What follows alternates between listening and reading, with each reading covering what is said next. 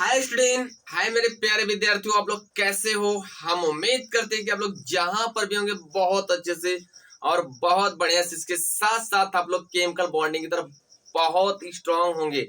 चलिए आज के वीडियो में हम लोग डिस्कस करते हैं स्टूडेंट, जो क्लास 12 की ऑर्गेनिक केमिस्ट्री उसको हम जीरो से हीरो कैसे बने, उस टॉपिक में हम लोग नीचे से ऊपर कैसे चलें, यानी हमारी जो वीकनेस है ऑर्गेनिक केमिस्ट्री में हम स्ट्रॉन्ग कैसे बने, उसके बारे में आज हम लोग डिस्कस करेंगे।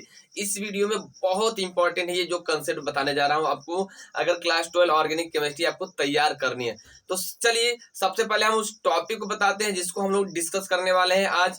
तो देखो ध्यान से, वो जो हमारे टॉपिक है सबसे पहले छोटी पॉइंट को बता रहे हैं कि हमारा सबसे मेन छोटी पॉइंट है कार्बनिक रसायन किसे कहते हैं।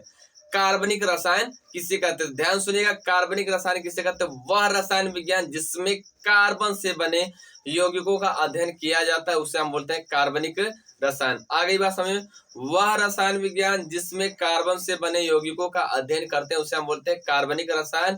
कार्बनिक रसायन की सबसे पहले खोज किया था वर्जेलियस। अब वर्जेलियस ने बताया था कि जो कार्बनिक रसायन होते हैं, कार्बनिक यौगिक होते हैं, वह केवल पौधों और जीव जंतुओं से पाए जाते हैं, लेकिन इसको हम प्रयोगशाला में नहीं बना सकते।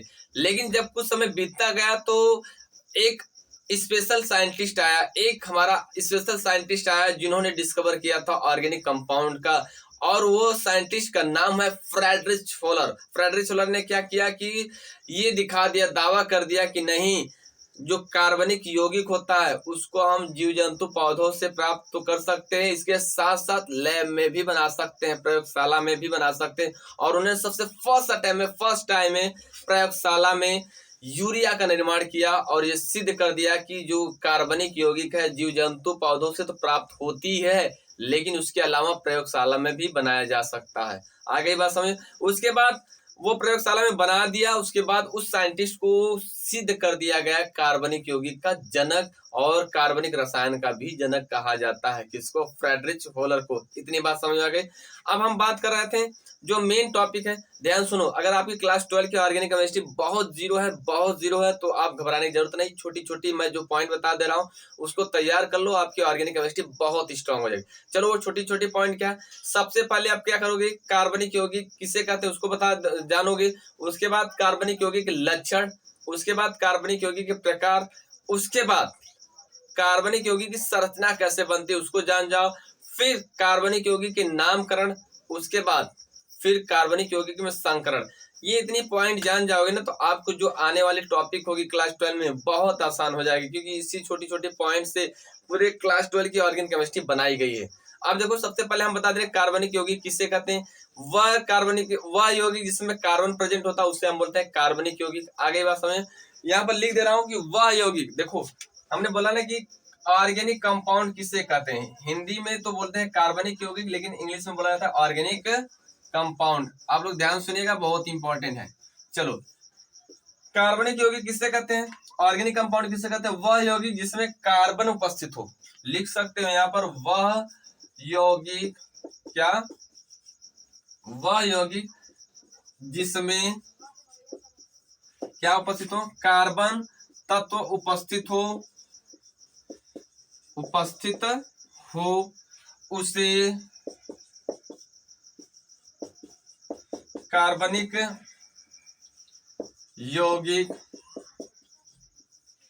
या ऑर्गेनिक कंपाउंड कहते हैं। आगे बात समझ में, ऑर्गेनिक कंपाउंड कहते हैं। किसी कोई प्रॉब्लम? चलो, ये तो हो गया ऑर्गेनिक कंपाउंड कहते हैं। अब हमने बोला ना कि ऑर्गेनिक कंपाउंड के लक्षण क्या होता है, इसको हम बता रहे हैं। नेक्स्ट हेडिंग है लक्षण। क्या है? लक्षण। सेकंड हेडिंग है लक्षण, यानी कैरेक्टर क्या है। तो पहली पॉइंट सुन लो, अगर आपके आसपास, आपके घर में, आपके आसपास अगर कोई कूड़ा है, या हम कह सकते हैं कि जो घर के अगल बगल में जो भी कचरा होता है, अगर उसको आप जला रहे हो, जलाने के बाद अगर वो ब्लैक धुआं के साथ जल रहा है या धुआं के साथ जला, तो समझ जाओ कि उसके अंदर कार्बनिक यौगिक। तो आप लिखो कैसे कि यदि आप किसी पदार्थ को जलाते हो तो जलने के बाद अगर धुआं के साथ जलता है तो उसमें समझ जाओ कि कार्बनिक यौगिक है। उसमें क्या है? कार्बनिक यौगिक है, यानी वह कार्बनिक यौगिक है। पहली पॉइंट समझ में आएगी। दूसरी पॉइंट इसकी क्या है? सभी कार्बनिक यौगिक जो होते हैं ना सहसंयोजन बंध द्वारा जुड़े होते हैं। कितने बंध द्वारा जुड़ते हैं? सहसंयोजन बंध। अब यहाँ पर सवाल सर सहसंयोजन बंध क्या होता है? ध्यान सुनो, आपको मालूम होगा कि हम लोग लाइफ में जितने भी प्रोडक्ट यूज करते हैं, जितने भी प्रोडक्ट को यूज यानी जितने भी हम पदार्थ को यूज करते हैं, ध्यान सुनिएगा, वह 118 तत्वों के द्वारा बने होते हैं। किसके द्वारा बने होते हैं? 118 तत्वों के द्वारा बने होते हैं। अब ये जो 118 तत्व के द्वारा जो हम लोग पदार्थ यूज करते हैं, खाते पीते नहाते सोते गाते रोते धोते, जो भी हम प्रोडक्ट यूज करते हैं वह हमको कौन देता है? 118 तत्व देते हैं। अब उनमें से 118 तत्व चाहे जो जुड़कर एक यौगिक बनाता है, उसके बाद जुड़कर ये यौगिक बनाता है, तो उसको हम लोग अपने लाइफ में यूज करते हैं। जैसे एग्जांपल देखो, अगर हम नमक खाते हैं तो 118 तत्वों में 2 तत्व जुड़कर बनाते हैं। पहला है सोडियम, दूसरा है क्लोरीन। पानी पीते हैं हम लोग, 118 तत्व में 2 तत्व जुड़कर बनाते हैं। पहला है हाइड्रोजन, दूसरा है ऑक्सीजन। क्लियर हुआ? अगर हम लाइफ में कपड़ा पहने, ये जो पहने हैं कपड़ा, तुमको कौन दिया है? कार्बन दिया है। कार्बन ने बनाया है कपड़ा को। कौन बनाया है? कार्बन। आगे बात सुन, ये हमारे हमने बोले ना कि लाइफ में अगर हम अपने जीवन में खाते पीते नहाते सोते गाते रोते धोते कुछ भी अगर प्रोडक्ट यूज करते हैं या निकलता है या लेते हैं, तो उसको कौन देता है? 118 तत्वों में से कोई एक या 2 या 3 तत्व आपस में कंबाइन होकर जुड़कर वह यौगिक को देते हैं। इतनी बात समझ आई? चलो, अब ये सवाल है कि जो जुड़ते हैं 118 तत्व हमको प्रोडक्ट देते हैं ना, तो वो 3 तरीका से बॉन्ड के द्वारा जुड़ कर देते हैं। कितने तरीका से बॉन्ड के द्वारा जुड़ कर देते हैं? ध्यान सुनिएगा, वह बॉन्ड कौन सा होता है? यहाँ पर लिखेंगे हम लोग बंध। बहुत ही इंपॉर्टेंट है ये सब कंसेप्ट। पहला बंध है आयनिक। कौन सा बंध है? आयनिक। दूसरा है सहसंयोजन। तीसरा है उपसहसंयोजन। कौन सा बंध है? उपसहसंयोजन। आगे बात समझ? आयनिक बंध, सहसंयोजन बंध और उपसहसंयोजन बंध। हमने बोला ना कि पहला लक्षण बताया गया था कार्बनिक यौगिक का, वो जलता है तो धुआं के साथ जलता है। जैसे देखो लो, कपड़ा जलाओ, कागज जलाओ, अगर जला है धुआं के साथ, that is called organic compound present. उसके अंदर कार्बनिक यौगिक प्रेजेंट है, उसके अंदर कार्बनिक यौगिक पाया जाता है। समझ में? दूसरी बात बोला कि उसके अंदर सहसंयोजन बंध पाए जाते हैं। कौन सा बंध पाए जाते हैं? सहसंयोजन। तो अब हमने बोला ना कि 118 तो आपस में जुड़ते हैं तो हमको प्रोडक्ट देते हैं, उत्पाद देते हैं, पदार्थ देते हैं। अब वो जो पदार्थ होता है 3 बंध द्वारा जुड़ा था, आयनिक, सहसंयोजन और उपसहसंयोजन। तो जो हमारा सहसंयोजन बंध होता है वह हमारा कौन जुड़ा होता है? Organic compound. कौन सा जुड़ा होता है? Organic compound. अब यहाँ पर सवाल, सर जी आयनिक बॉन्ड सहसंयोजन बॉन्ड क्या होता है और उपसहसंयोजन बॉन्ड? तो ये जो आयनिक बॉन्ड और सहसंयोजन बॉन्ड और उपसहसंयोजन बॉन्ड, इसको हम नॉर्मली समझ लेते हैं। आयनिक बॉन्ड क्या होता है? जब 2 परमाणु या 2 से अधिक परमाणु आपस में एक एक इलेक्ट्रॉन का स्थानांतरण करके अगर बंध बनाते हैं तो उसे हम बोलते हैं आयनिक बंध। क्या बोलते हैं? आयनिक बंध। दूसरा सहसंयोजन बंध, जब 2 या 2 से अधिक परमाणु आपस में जुड़ते हैं और वह इलेक्ट्रॉनों का साझेदारी द्वारा करके बंध को बनाते हैं, दूसरे हम बोलते हैं सहसंयोजन बंध। आगे बस में नेक्स्ट, उपसहसंयोजन बंध। वह बंध जिसमें 2 या 2 से अधिक अणु आपस में एकाकी युग्म इलेक्ट्रॉन को स्थानांतरण करके, 2 इलेक्ट्रॉन को स्थानांतरण करके अगर बंध का निर्माण करते हैं तो उसे हम बोलते हैं उपसहसंयोजन बंध। अब हमको न तो आयनिक पढ़ना न तो उपसहसंयोजन पढ़ना क्या था? सहसंयोजन बंध के बारे में। हमने बोला ना, सहसंयोजन जितने भी होते हैं ना पूरे कार्बनिक यौगिक में पाया जाता है, और कुछ और भी यौगिक होते हैं, लेकिन जो हमारा नॉर्मली देखा जाए तो सहसंयोजन सब में पाया जाता है। ठीक है ना, सब कार्बनिक यौगिक में। क्लियर? चलो तब तक इसका फटाफट स्क्रीनशॉट लो। आगे बस में आप देखो, यहाँ पर स्टूडेंट हमने कैरेक्टर 2 पढ़ा था। तीसरा जो लक्षण है, इसमें जो सभी कार्बनिक यौगिक होते हैं ना वो 3 बंध द्वारा जुड़े थे, एकल बंध द्वारा, द्विक बंध द्वारा और त्रिक बंध द्वारा। यानी देखो यहाँ पर पहला तो पढ़े थे ना कि सभी कार्बनिक यौगिक जो थे वो धुआं के साथ निकलते हैं। कैसा निकलते हैं? धुआं के साथ। ठीक, धुआं के साथ जलते हैं तो वो कार्बनिक यौगिक होगा। कौन सा होगा? कार्बनिक कंपाउंड होगा। अब यहाँ पर धुआं थोड़ा सा अच्छा से लिख दें। उसके बाद दूसरा बोला गया था इनके अंदर सहसंयोजन बंध पाया था, सहसंयोजन बंध पाया था। आगे बात समझ में? बंध पाया था। तीसरा बोला गया था ना कि जो इनके अंदर बंध पाया जाता है, अगर देखा तो 3 तरह से, सिंगल बॉन्ड, कौन सा था? सिंगल, डबल, और नेक्स्ट क्या है? ट्रिपल। कौन सा बॉन्ड है? ट्रिपल बॉन्ड, ध्यान सुनिएगा। अब यहाँ पर सवाल सिंगल डबल ट्रिपल क्या होता है, ये सहसंयोजन बंध का प्रकार होता है, सहसंयोजन बंध का प्रकार होता है। और ये क्या होता है, सहसंयोजन में जब इलेक्ट्रॉन का एक एक इलेक्ट्रॉन का साझा होता है तो सिंगल बॉन्ड बनता है, जब दो दो इलेक्ट्रॉन का साझेदारी होता है तो डबल, जब तीन तीन इलेक्ट्रॉन का साझेदारी होता है तो क्या बनता है, ट्रिपल बॉन्ड। आगे बात समझो, ये हो गया बॉन्ड की कंडीशन। अब इनके यौगिक भी कौन कौन होते हैं, सिंगल के लिए एल्केन, डबल के लिए एल्केन, ट्रिपल के लिए एल्काइन, ये इनके कुछ लक्षण है। आगे बात समझो। अब देखो 12 की जो ऑर्गेनिक केमिस्ट्री तैयार करनी है उनके लिए मेन मेन टॉपिक क्या है, कैसे हम हर चैप्टर को ऑर्गेनिक केमिस्ट्री को तैयार करेंगे, ध्यान सुनो, उसको हम बता दे रहे हैं। जो हमारी मेन टॉपिक तैयार करनी है, आपको कुछ मत करो, खाली नॉर्मली आप एक 5-6 टॉपिक तैयार करो। कौन टॉपिक, 5-6 टॉपिक। देखो कैसे कैसे तैयार किया जाएगा आपको।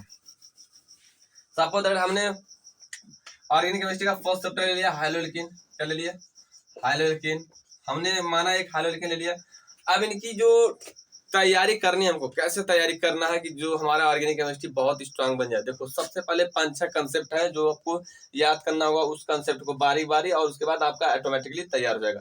ठीक, जैसे देखो अब हम बता दे रहे ना कि ये जो हमारी केमिस्ट्री है, ध्यान सुनिएगा, ये जो हमारी केमिस्ट्री दिख रही है, ऑर्गेनिक केमिस्ट्री जो आपको दिख रही है, ये इतनी मोटी दिख रही है, आपको इससे घबराने की जरूरत नहीं है, इससे घबराने की जरूरत नहीं है। इसके लिए बस आपको कुछ नहीं करना है, छोटे छोटे कुछ कंसेप्ट हैं, छोटे छोटे कुछ टॉपिक है, उस टॉपिक को तैयार करोगे, आपकी पूरी जो मोटी केमिस्ट्री दिख रही है एकदम आसान हो जाएगी। आगे बस चलो देखो कौन कौन से टॉपिक है वो। पहला टॉपिक है सबसे पहले डिफिनेशन, परिभाषा, परिभाषा यानी हाइलोएल्कीन की परिभाषा क्या वो जानोगे। दूसरी टॉपिक इसका होगा वर्गीकरण, क्या होगा, वर्गीकरण, इसको वर्गीकरण कितने तरीका से किया गया है। तीसरी टॉपिक जो होगी ना, ध्यान सुनिएगा, बहुत ही इंपॉर्टेंट बता रहे हैं कंसेप्ट। तीसरी टॉपिक जो होगी ना इसका नामकरण, आप अगर पढ़ रहे हो केमिस्ट्री तो नामकरण जरूर आना चाहिए, नामकरण। चौथी टॉपिक इनके अंदर एक अलग से टॉपिक आए थे, समवायता, समवायता, ठीक। उसके बाद नेक्स्ट टॉपिक होगी इसके अंदर, ध्यान सुनिएगा, बहुत ही इंपॉर्टेंट कंसेप्ट है। पहला परिभाषा, वर्गीकरण, नामकरण, समानता, क्लियर। अब नेक्स्ट टॉपिक जो हमारा है बनाने की विधि, बहुत इंपॉर्टेंट है, बनाने की विधि। चलो उसके बाद नेक्स्ट टॉपिक है भौतिक गुणधर्म, कौन सा है, भौतिक गुण। उसके बाद नेक्स्ट टॉपिक रासायनिक, कौन सा टॉपिक है, रासायनिक गुण। अब उसके बाद लास्ट टॉपिक अगर देखा जाए तो यूज है, उपयोग, कौन सा, उपयोग। अब यहाँ पर कहोगे सर इनमें से क्या कोई ऐसी टॉपिक है जिसको हम छोड़ सकते हैं, ऐसा कभी भी मत करना। अगर आप किसी एक टॉपिक को छोड़ दोगे तो जो आपकी क्रम है पढ़ने का, लॉजिकली तैयार करने का, वो छूट जाएगा, और हो सकता है जिसको आप छोड़े वही बोर्ड में आ जाए तो आपको प्रॉब्लम होगी, तो आपका जो तैयारी की हो अच्छे से वो फिर बिगड़ जाएगा। आगे बात समझ। तो आप कुछ नहीं करना, बस लॉजिकली बता रहा हूँ कैसे तैयार करना है। ऑर्गेनिक केमिस्ट्री आपको हाइलोएल्केन से बायोमोलिक्यूल्स तक कैसे तैयार करना है उसके लिए ध्यान सुनो। देखो यहाँ पर परिभाषा लिखा गया, तो यानी हाइलोएल्केन का डिफिनेशन क्या होता है, क्या होता है, डिफिनेशन, वो तैयार करो। उसके बाद क्लासिफिकेशन यानी वर्गीकरण, क्लासिफिकेशन ये क्या होता है, इसको तैयार करो। क्लासिफिकेशन बताएगा ना कि कोई भी हाइलोएल्केन उसको कितने तरीका से बांटा गया, कितने पार्ट से बांटा गया, वो हो गया उसके अंतर्गत, क्लासिफिकेशन के अंतर्गत। और नेक्स्ट है नामकरण, यदि हाइलोएल्केन अलग अलग तरीका से बांटा गया है, अलग अलग तरीका से बताया गया है, तो उनका नामकरण कैसे लिया जाएगा, उनके लिए लॉजिक क्या है वो बताया गया है। उसके बाद नेक्स्ट समवायता, समवायता भी एक इंपॉर्टेंट टॉपिक है। उसमें देखना है कि हाइलोएल्केन जो कोई एक यौगिक है उसको हम कितने तरीका से लिख सकते हैं, और सभी तरीका से लिख रहे थे क्या समय अणुसूत्र बराबर हो रहे हैं कि नहीं, वो टॉपिक जान जाओ। उसके बाद बनाने की विधि, यदि हाइलोएल्केन हमारा है उसको कितने कैसे बनाया जा सकता है, कौन कौन से मेथड है, अगर वो मेथड अगर आपको अच्छे से जान गए तो आपका जो है हाइलोएल्केन टॉपिक तैयार हो जाएगी। उसके बाद फिर भौतिक गुणधर्म, भौतिक गुणधर्म मतलब क्या कि कोई भी प्रोडक्ट है, खास करके हाइलोएल्केन की बात हो रही है, तो हाइलोएल्केन का भौतिक गुणधर्म मतलब उसके बाहरी गुण। जैसे सपोज मानते हैं कि हम ये हमारा हाइलोएल्केन है, अब इसके बाहरी गुण क्या क्या है, ये कैसा दिखता है, छूने पर कैसा लग रहा है, ये क्या करता है, नॉर्मली वर्क, तो ये हमारा क्या हो जाएगा, भौतिक गुणधर्म। चलो अब रासायनिक गुणधर्म, रासायनिक गुणधर्म की मान लीजिए हमारा हाइलोलिक है ना, और ये हमारा कोई दूसरा प्रोडक्ट है, इन दोनों को अगर आपस में हम रिएक्शन, इन दोनों को आपस में मिला दें तो दोनों मिलने के बाद कौन सा रिएक्शन कर रहे हैं, ये हो गया रासायनिक गुणधर्म। आगे वैसे नेक्स्ट है उपयोग। अब अगर हाइलोलिक ये बन गया है तो इसका कुछ उपयोग है लाइफ में, है कि नहीं? सिंपल सा बात, अगर जब पढ़ रहे हो तो कुछ उपयोग नहीं तो मतलब नहीं पढ़ने। तो ये है टॉपिक आपकी इम्पोर्टेंट, जो ये अगर इतनी टॉपिक अगर आप तैयार कर ले रहे हो, इतने टॉपिक हर चैप्टर में बना रहे हो, तो आपकी जो ऑर्गेनिक केमिस्ट्री है ना, एकदम अगर कमजोर हो तो बहुत आसान हो जाएगा आपको पढ़ने में और पेपर देने में, ठीक ना? इतनी टॉपिक तैयार करो, और हर टॉपिक हम लेकर चल रहे हैं अपने वीडियो में, और हर टॉपिक को दिखा रहे हैं। और एक खास बात और है, जो हाइलोलिकेन की ना हम लोग पढ़ भी चुके हैं, क्या क्या डिफिनेशन पढ़ चुके हैं, और वर्गीकरण भी पढ़ चुके हैं, नामकरण भी पढ़ चुके हैं, समवायता भी पढ़ चुके हैं, और बनाने की विधि भी, भौतिक गुणधर्म भी और रासायनिक गुणधर्म चल रहा है, उसको जाकर आप देख लो। आपका बच्चे का लास्ट उपयोग, इतनी टॉपिक तैयार कर लो, आपको खुद समझ में आने लगेगा कि मेरी ऑर्गेनिक केमिस्ट्री अब धीरे धीरे आसान हो रही है, आपको ऐसा फीलिंग होगा। क्लियर? चलो, और एक चीज और ज्यादा ज्यादा कह रहा हूँ कि अगर ये मेरी वीडियो अच्छी लगे तो आप प्लीज लाइक, कमेंट और सब्सक्राइब करिएगा। ठीक है, बाय बाय।